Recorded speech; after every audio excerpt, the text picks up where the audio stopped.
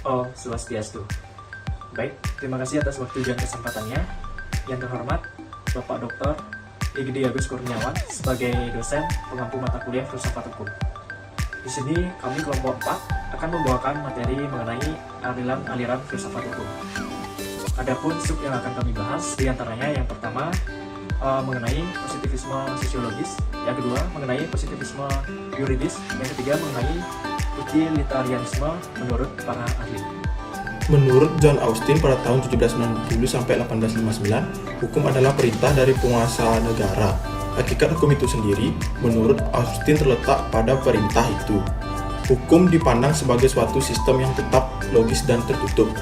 Dalam bukunya, He Provides of Jurisprudence Determinal, Austin menyatakan, "A law is command which obliges a person.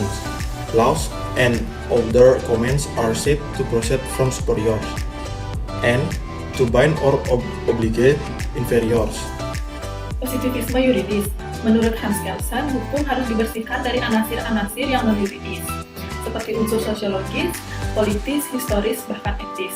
Pemikiran inilah yang kemudian dikenal dengan teori hukum murni dari Kelsen. Jadi, hukum adalah suatu solens kategori atau kategori keharusan dan bukan sens kategori atau kategori faktual. Baginya, hukum adalah suatu keharusan yang mengatur tingkah laku manusia sebagai makhluk rasional. Dalam hal ini, yang dipersonalkan oleh hukum. Secara sederhana, positivisme hukum menganut dua prinsip dasar, yaitu yang pertama, hanya undang-undang yang disebut hukum. Di luar undang-undang tidak ada hukum. Yang kedua, negara atau otoritas merupakan satu-satunya sumber hukum. Implikasi dari dua prinsip ini adalah bahwa setiap undang-undang yang telah ditetapkan oleh otoritas yang sah harus dianggap hukum yang harus dipatuhi apapun isi dari hukum tersebut. Adapun kelebihan dan kelemahan positivisme hukum, kelebihannya adalah jaminan kepastian hukum dan masyarakat dengan mudah mengetahui apa yang boleh dilakukan dan tidak boleh dilakukan. Jika kelemahannya adalah hukum sering dijadikan alat bagi penguasa untuk mempertegas atau melanggengkan kekuasaannya. Jadi undang-undang itu bersifat kaku terhadap perkembangan zaman. Utilitarianisme. Beta berpendapat bahwa alam ini telah menempatkan manusia dalam kekuasaan, kesusahan, dan kesenangan. Karena kesenangan dan kesusahan itu, kita memiliki gaya kebebasan. Semua pendapat dan semua ketentuan dalam hidup kita yang dipengaruhinya. Siapa yang berniat membebaskan diri dari kekuasaan ini tidak mengetahui apa yang akan ia katakan. Tujuannya hanyalah mencari kesenangan dan menghindari kesusahan. Baginya, kebaikan adalah kebahagiaan dan kejahatan adalah kesusahan.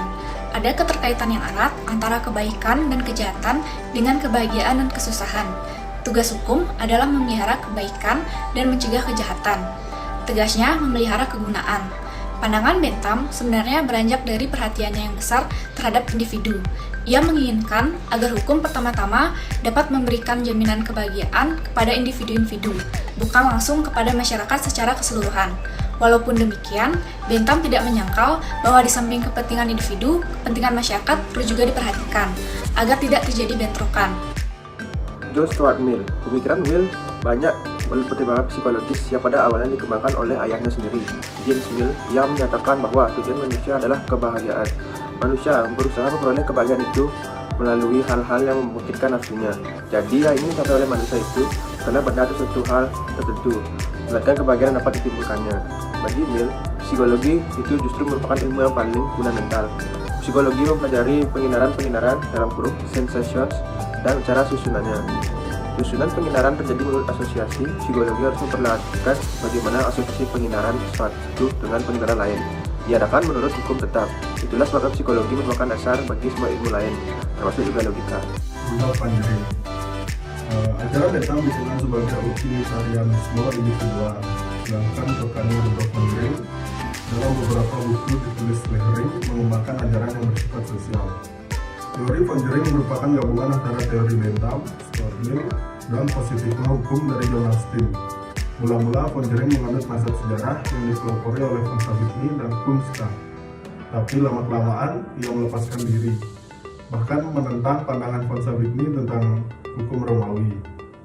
Perlu diketahui bahwa pemikiran yang gemilang dari Drey memang timbul setelah dia melakukan studi yang mendalam tentang hukum Romawi. Kesimpulan positifnya yang lahir di bawah naungan empirisme merupakan salah satu aliran filsafat yang menjadikan panca indera sebagai sarana utama metode pencapaian pengetahuan. Filsafat positifme ini dalam bidang hukum melahirkan aliran filsafat positifme hukum yang kemudian mengambil bentuk dalam wujud analytical legal positifme, analytical jurisprudensi pragmatik positifme, dan causal theory of theory law. Utilitarianisme adalah aliran hukum yang menempatkan kemanfaatan sebagai tujuan utama hukum. Kemanfaatan yang dimaksud dalam aliran ini adalah kebahagiaan. Utilitarianisme memandang baik, buruk atau adil tidaknya suatu hukum tergantung pada apakah hukum itu memberikan kebahagiaan pada manusia atau tidak.